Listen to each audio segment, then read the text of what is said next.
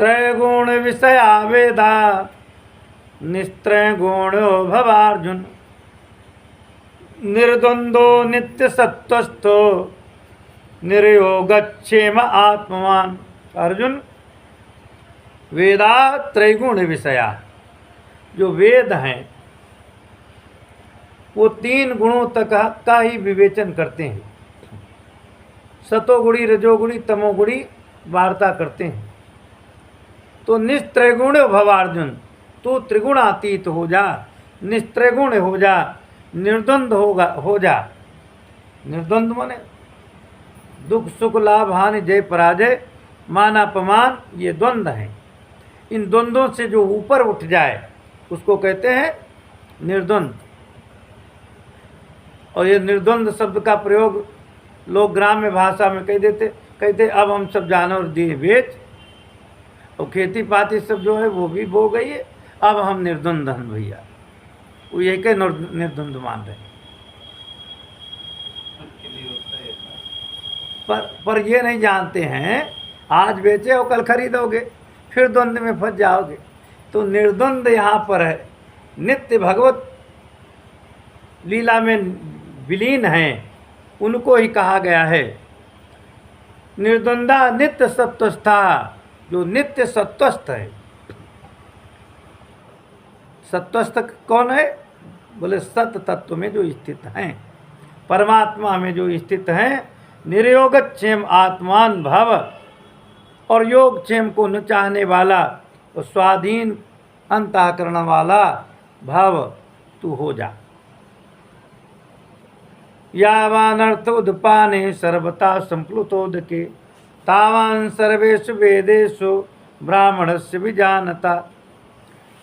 सर्वथा संप्लुतोदके, सर्वथा माने सब प्रकार से, संप्लुतोदके परिपूर्ण जलाशय के प्राप्त हो जाने पर छोटे जलाशय का मनुष्य का उतना प्रयोजन रहता है, उतना प्रयोजन रहता है।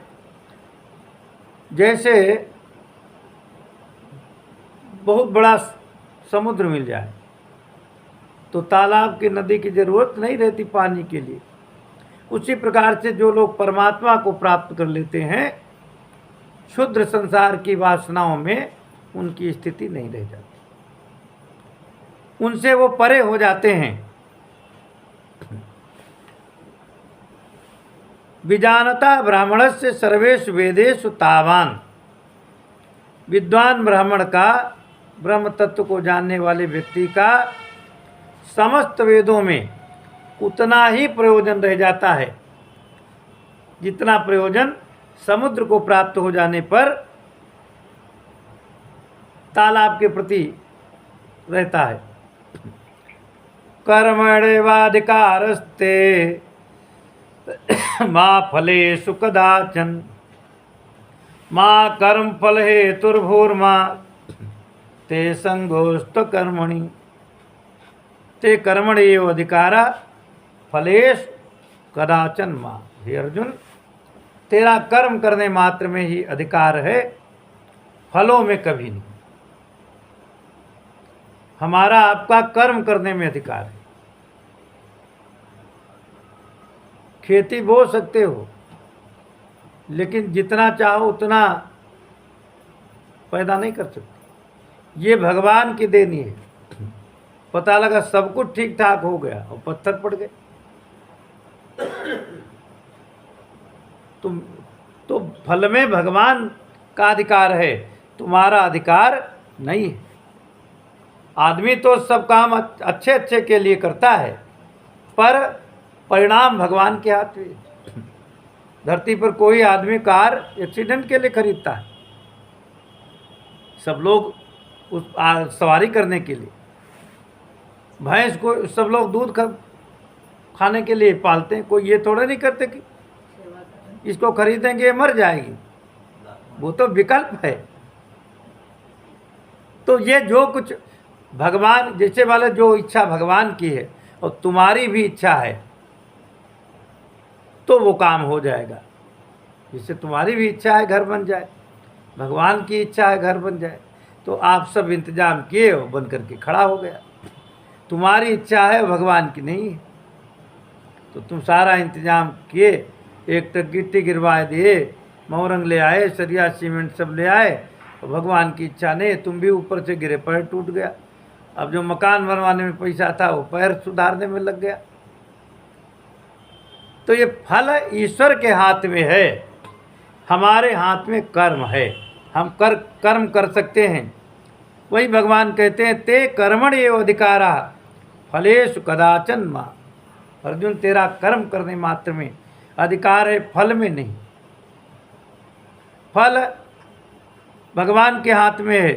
कर्म फल हेतु माँ भूः, कर्मों के फल का हेतु मत हो।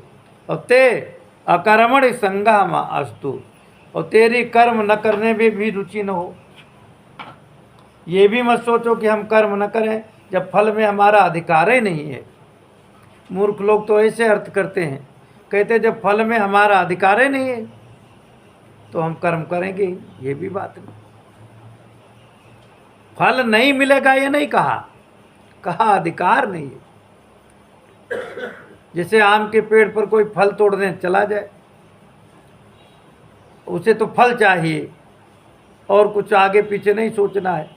और पका हुआ आम दोनों हाथ से पकड़ ले ऐसे, का फल चाहिए, तो फल तो तुम्हारे हाथ में आ जाएगा और तुम नीचे आ जाओगे। गीता के कहने का सिद्धांत है कि फल को ही पकड़ोगे तो फल तो मिल गया और तुम नीचे आ जाओगे पेड़ के नीचे। और अगर डाल पकड़े रहोगे तो फल तो तुम्हें मिलेगा ही, बार बार मिलेगा, और तुम्हारा पतन भी नहीं होगा। इसी को आगे 9वें अध्याय में बताएंगे। तेतम भुक्त्वा स्वर्गलोकम विशालम क्षीणे पुणे मर्त्यलोकम विसंति एवं त्रयी धर्म मनु प्रपन्ना गतागतम काम कामा लभन्ति। आगे कहते हैं, योगस्था कुर कर्माणि संगम त्यक्त्वा धनंजय सिद्धि सिद्ध्यो समो भूत्वा समत्वम योगम उच्यते। धनंजय, संगम त्यक्त्वा सिद्धि सिद्ध्यो समा भूत्वा योगस्था कर्माणि कुरु समत्वम योगा उच्यते। समत्व योग की व्याख्या की गई है। हे धनंजय, धनम जयति इति धनंजयः, तो अनेक राजाओं को जीत करके धन लावे उसको कहते हैं धनंजय। और धनंजय अग्नि का भी पर्यायवाची शब्द है। धनंजय माने अग्नि, जैसे धनंजय हाटक संपरीक्षा। तो संगम त्यक्त्वा सिद्धि सिद्धियो, तू आसक्ति को त्याग कर सिद्धि और असिद्धि में समा भूत्वा, समान हो करके, योगस्था कर्माणि कुरु, योग में स्थित होकर के कर्तव्य रूप कर्म को कर। अर्थात अपना जो कर्तव्य है वो सबसे बड़ा योग है। समत्वम योगा उच्यते, ये जो समत्व है वही योग है। अपनी क्रिया का निष्ठापूर्वक पालन करना ही योग है। अपने कर्तव्य का निष्ठापूर्वक पालन करना ही धर्म है। दूरेण ह्यवरम कर्म बुद्धि योगात् धनंजय बुद्धौ शरणमनविच्छ कृपणा फल हेतवा। बुद्धि योगात् कर्म दूरेण अवरम, बुद्धि योग से सकाम कर्म अत्यंत ही निम्न श्रेणी का है। अतः धनंजय बुद्धौ शरणम अनविच्छ। बुद्धौ शरणम अनविच्छ का मतलब ये नहीं है बुद्ध की शरण में चले जाओ। आजकल तो बिना पढ़े लिखे कहो गीता पढ़े नहीं है स्वामी प्रसाद वगैरह, नहीं तो यह भी कहें कि देखो गीता में साफ साफ लिखा है बुद्धौ शरणम अनविच्छ। और हम लोग भी कहते हैं बुद्धम शरणम गच्छामि, तो गीता में और को दावा नहीं ठोक देते हैं ये बौद्ध धर्म का ग्रंथ है। बताने वाला कोई होने तो नहीं है, बता दे। हे धनंजय, बुद्धव का अर्थ है समबुद्धि में ही रक्षा का उपाय ढूंढ। बुद्धव माने बुद्धि में, और कौन सी बुद्धि में? जिसका उपयुक्त कथन किया जा चुका है, समत्व रूप बुद्धि में, समबुद्धि में। शरणम अनविच्छ, शरणम माने रक्षा का उपाय ढूंढ, और अनविच्छ बुद्धि योग का ही आश्रय ग्रहण कर, क्योंकि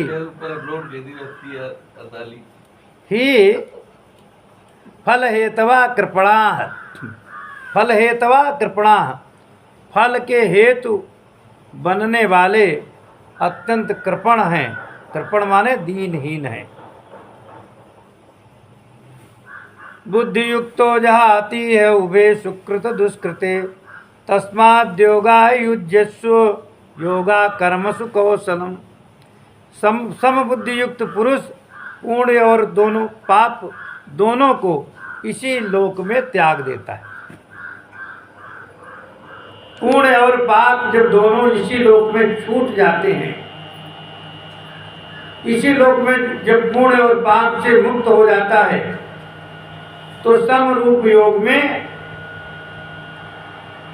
लग करके वह अपने कल्याण को प्राप्त करता है, क्योंकि कर्मों में कुशलता ही योग है। परिभाषा योग के योगा कर्म हाँ, दोनों एक ही चीज है, वो वाच्यांतर है, दोनों एक ही चीज है। यहाँ वो जो सिद्ध सिद्धो समभूत्वा समत्वम योग मुच्यते कहा, वह निर्लिप्तता पूर्वक कर्म करना योग है। और यहाँ कहते हैं योगा कर्मस कौशलम, कर्म की कुशलता यही है कि हम अनासक्त भाव से कार्य करें। तो वाच्य भेद से दोनों बातें एक ही ठहरती। कर्मजं बुद्धि युक्ता ही फलम त्यक्त्वा मनीषिणा, जन्म बंध विनिर्मुक्ता पदम गच्छन्ति नामयम्। ही निश्चयेन बुद्धियुक्ता मनीषिणा कर्मजं फलम त्यक्त्वा, क्योंकि समबुद्धि से युक्त ज्ञानी जन कर्मों से उत्पन्न होने वाले फल को त्याग कर जन्म बंधन से मुक्त होकर अनामयम पदम गच्छन्ति। अनामयम माने, आमय माने होता है रोग, और अनामय माने जहाँ कोई रोग नहीं, जहाँ कोई विकार नहीं। अनामय का अर्थ निर्विकार पद को गच्छन्ति माने प्राप्त होगी। यदा ते मोह कलिलम बुद्धिर्व्यतिरिष्यति, तदा गन्तासि निर्वेदम श्रोतव्यस्य श्रुतस्य च। यदा ते बुद्धि मोह कलिलम व्यतिरिष्यति, हे अर्जुन, जिस काल में तेरी बुद्धि मोह रूप कलिल को, कलिल माने दलदल को, व्यतिरिष्यति, व्यतिरिष्यति, देखो व्यतिरिष्यति शब्द है, विशेषण अतिरिष्यति, भली बात पर पार कर जाएगी।